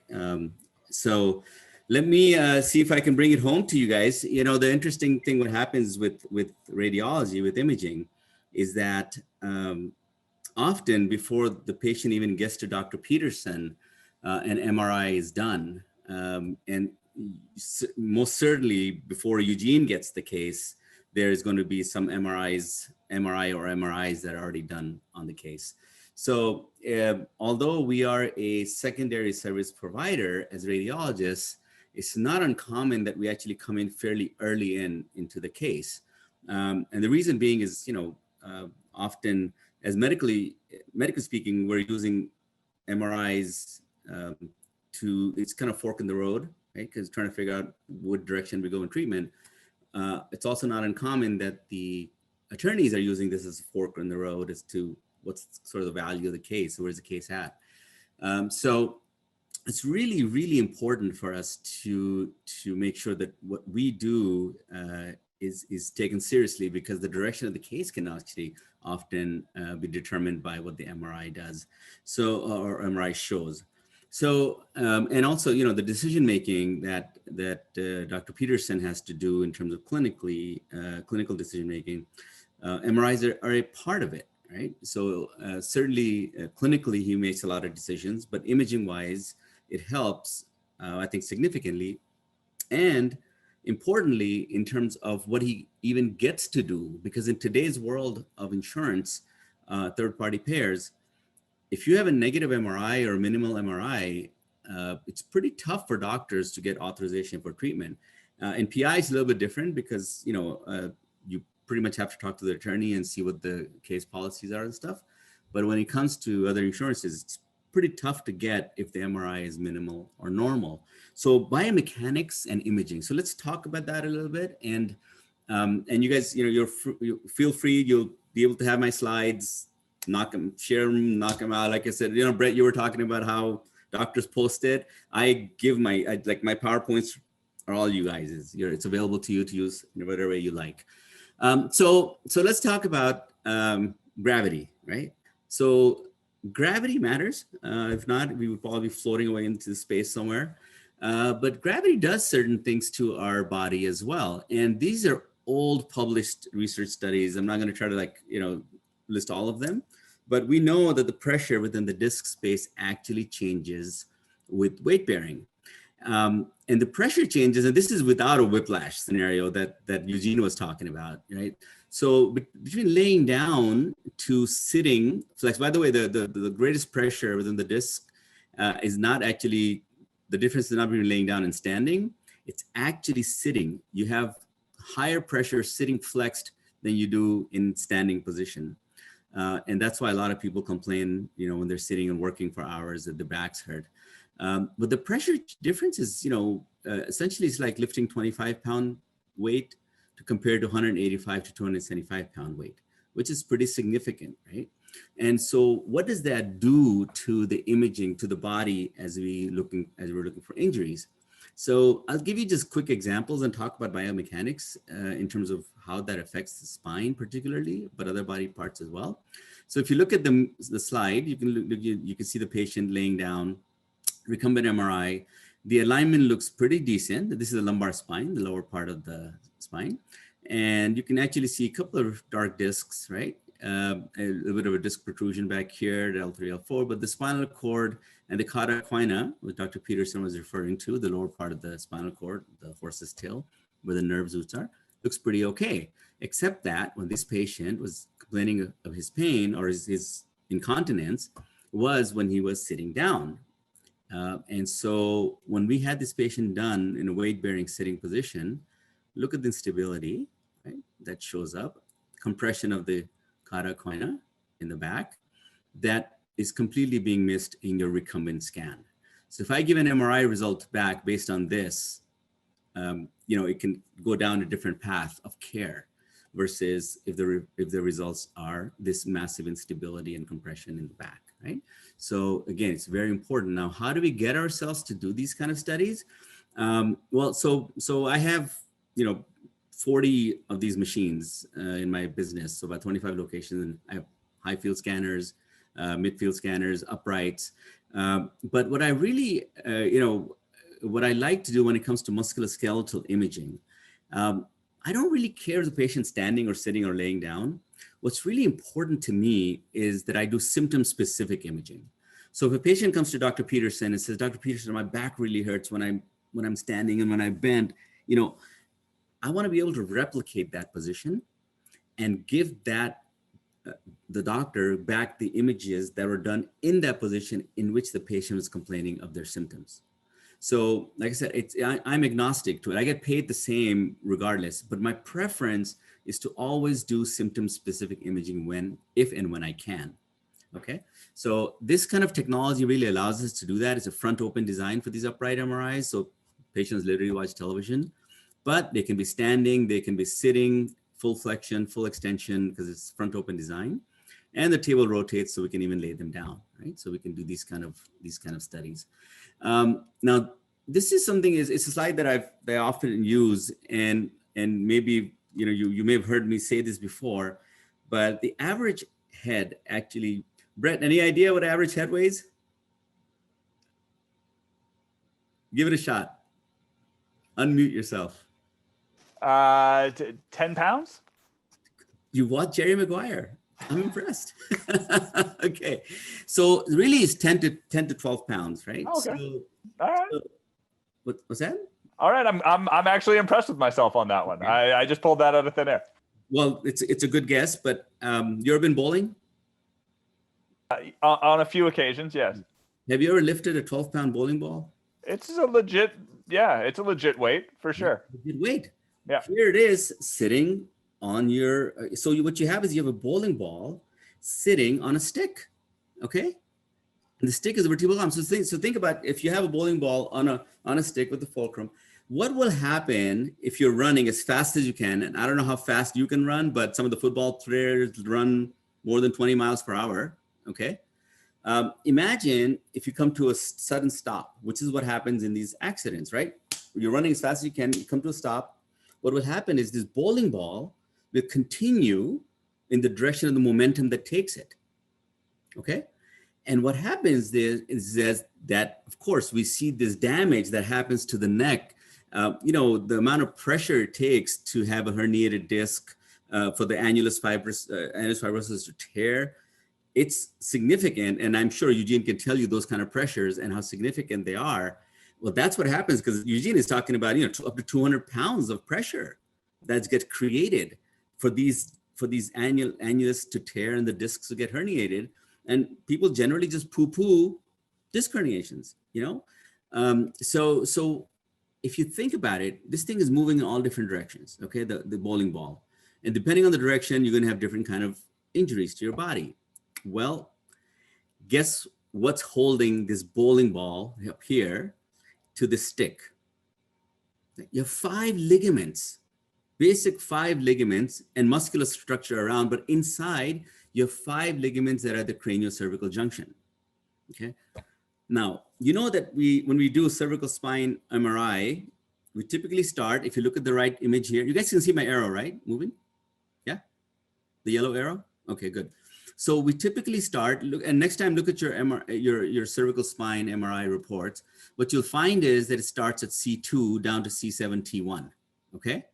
And the reason we look at the C7T1 junction is Dr. Peterson was talking about, right? So this is actually somewhat of a mobile structure, the cervical spine, with the thoracic spine being more like a bamboo-like structure. So again, don't ignore the thoracic spine. It is very stiff. And if in fact, there's injury there, a hard stick can break more easily than a flexible stick. So keep that in mind in your future. But why do we image C7T1?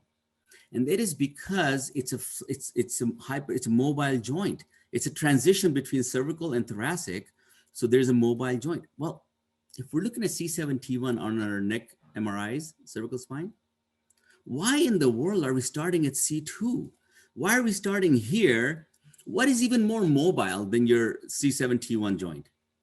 Your craniocervical, your head and neck move in all different directions. And yet on our neck MRIs, we're not even imaging that area. We start at C2 and go down to C7T1, okay? So it is very important that when you do your neck MRI, cervical spine, just simply ask the imaging center to include the craniocervical junction. It takes nothing, literally 2 minutes extra for me to move up my cursor just a couple inches, maybe a few centimeters, okay? So it's important that we capture it so we can capture the injuries. And we capture it often. We can see the hemorrhage within the alar ligaments, not uncommonly when there is injury to the cervical spine. The interesting part about it is that in whiplash injuries, 57% of the time, the injury is above the C2 level. And we totally miss it because we're not even looking at it. It's not even being imaged, right? So that's a problem for all of you. I mean, particularly for Dr. Peterson, right? Because if he's not getting the right report in his hand and he gets back a report, minimal injury, cervical spine, maybe there's a 2 millimeter, 3 millimeter, C2, C3, okay. But what if there's actual grade damage up and making this neck very, very unstable and potentially long-term consequences of arthritic changes and instability. So that's for the ligaments. Now, what happens, look at this. This is the same patient, by the way, okay? Not the same patient I showed you for cervical spine, but I'm showing these images of the same patient. Now, this patient actually had problems with this upright, moving the neck upright and back, okay? Now, what this goes to show you something really interesting, biomechanics, right? We're talking about biomechanics. The disc actually is a fairly mobile structure, especially when it's young and healthy. The disc, so you have the annulus fibrosus, right? You have your nucleus pulposus. Inside is this jelly-like structure, okay? This can actually move in and out depending on the pressures that the spine is feeling. So you can see that here. You can actually see you have disc herniations in this patient with multiple level spinal cord compression, but seen in this upright extension position. When you put the patient back down in your traditional view, with the patient laying down, a little bit of flexion because there's a neck underneath, look at this. These are images literally 10 minutes apart, where the disc gets sucked right back in. So here I would give Dr. Peterson back a report that says disc normal, no disc herniation, spinal cord looks fine, except the patient actually has multiple levels of cord compression, multiple levels of disc herniation, completely being missed in your traditional non-symptom specific images, right? That's a problem because for him, clinically, he knows the patient has got a problem, imaging showing nothing, and everybody's kind of raising up their hands and saying, what the heck do we do, okay? Biomechanics. So the American Medical Association actually recognizes that this is an issue and actually rates this very interestingly, okay? The disc herniations with radiculopathy in the AMA guides for the evaluation of permanent impairment gives a patient a DRE category 3 or a 10 to 13% whole person impairment. But look at the next level, the next segment. DRE category 4 is based on instability, is based on ligament damage. So ligament damage, instability, biomechanics, biomechanical instability of the spine has double the rating of that of disc herniation and radiculopathy. Okay, that's significant because the American Medical Association, I mean, the AMA guides realizes that if you have instability of the spine, you're going to have some severe long-term, potential severe long-term consequences of this injury, more so than even if you have radiculopathy. Okay, so how do we get to this? How do we understand the biomechanics of this? So what the guides does, what the AMA has done is actually given us different types of measurement tools. I'm going to just showing you this on the left-hand side, this slide, showing you how well protected the spine is and all these ligaments that are protecting it. So how do we analyze for these ligaments and the damage to these ligaments? Because I think, Brett, you pointed out earlier, hey, can the patient have ligamentous tear and the MRI be negative? Yes, right? So because often when you have whiplash, the ligamentous damage is going to be a vertical tear, okay? And when you have a vertical tear, it's really hard for us to capture that on the MRI. So the way the AMA tells us what we need to do is to actually do these measurements in flexion and extension. And we can see the loosening of the ligaments from so the ligaments like a rope-like structure. If they tear internally, you're going to get loosening of the spine, okay? So the way we look at it is by these measurements. The problem is, you know, how are you going to get a busy orthopedic surgeon to sit there on images and draw lines with the protractor, with the crayon and protractor and measure this and do flexion and extension and mathematics and all that stuff, right? Very hard to do. Now, if you don't get this done, and if, you know, and typically a lot of times chiropractors are sending these cases beginning even before Dr. Peterson gets involved, we get the MRIs done. If no one does these measurements, you're going to actually lose out on the injury to these longitudinal ligaments potentially. So what I've done is I've actually created this software where we do these measurements automatically now going forward on all of our cases as a standard of care. Just like the craniocervical junction, we include that as a standard of care in all of our cervical spine MRIs. All of our cervical and lumbar spines are going to get these measurements done automatically, essentially at no cost to you guys. It's just going to get done. So we find these ligamentous injuries that we've been missing. Honestly, I mean, I think we've just been missing for decades, okay? And that's a problem. Last but not least, here's a couple more other just slides to show you guys. And let's see, I've got 3 more minutes. Okay, I'll stay to my time. So if you look at this, right, this is a recumbent scan of the lumbar spine. You know, the alignment looks pretty decent, okay?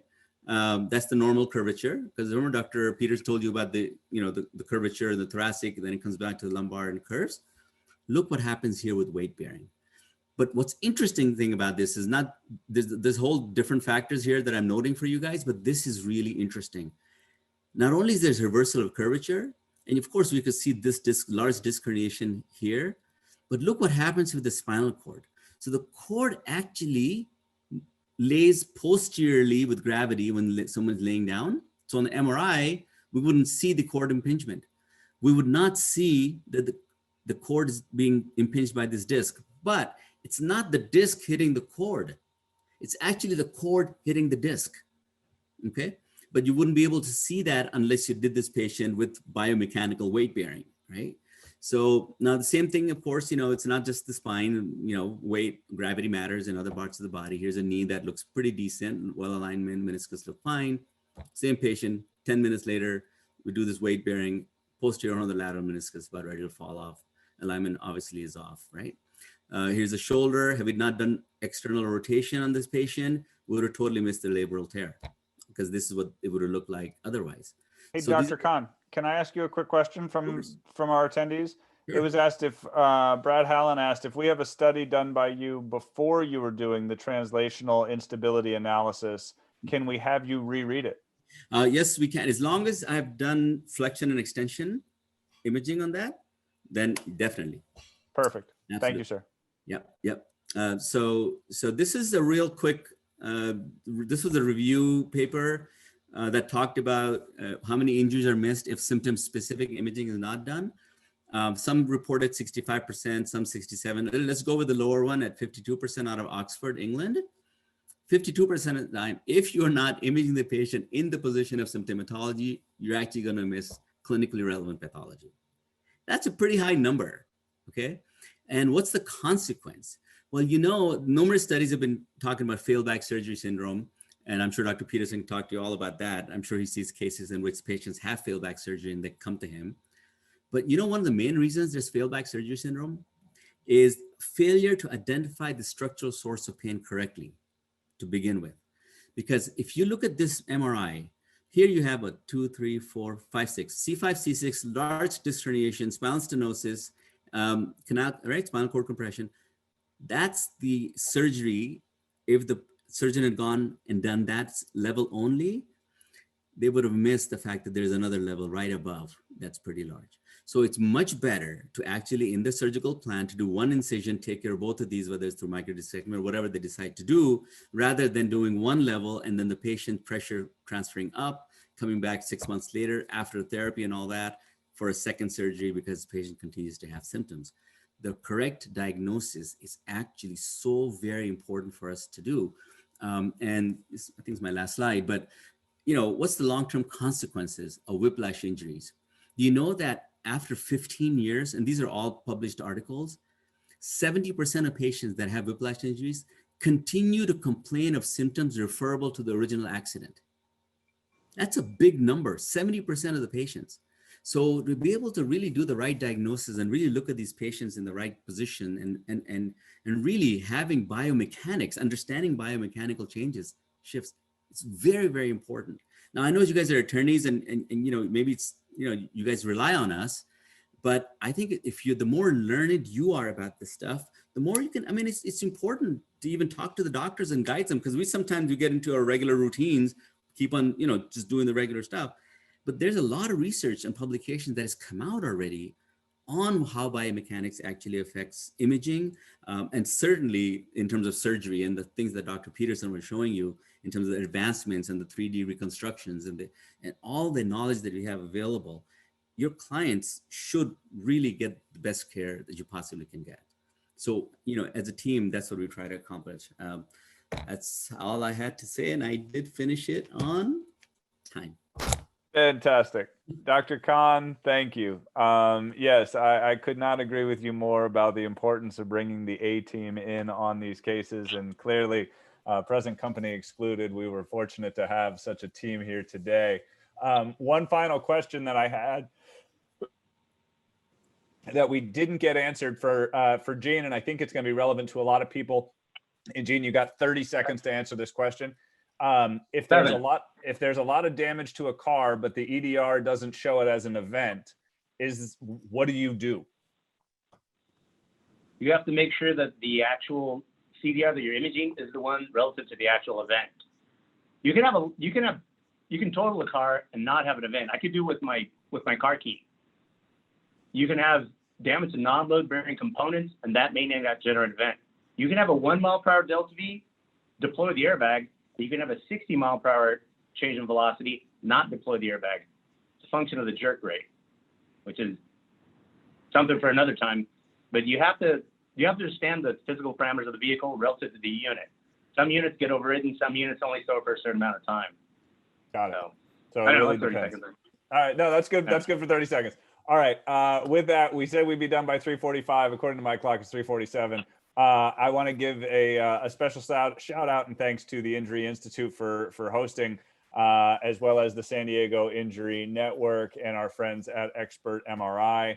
On behalf of myself, Gene Vanderpool, Dr. Peterson, and Dr. Khan, we truly appreciate everyone coming out today. And you have our contact info. It's in the chat if you need to reach any of us for any reason. I've seen a number of emails come in asking for copies of slides and stuff. Again, we are all clearly firm believers that, you know, the more we share, you know, it's the rising tide, and it floats all of our boats. So thank you everybody for coming out today, and we'll see you around. All right. Awesome. Thanks, Thanks, everybody. Brett. Thanks, Thanks, Doctor. guys.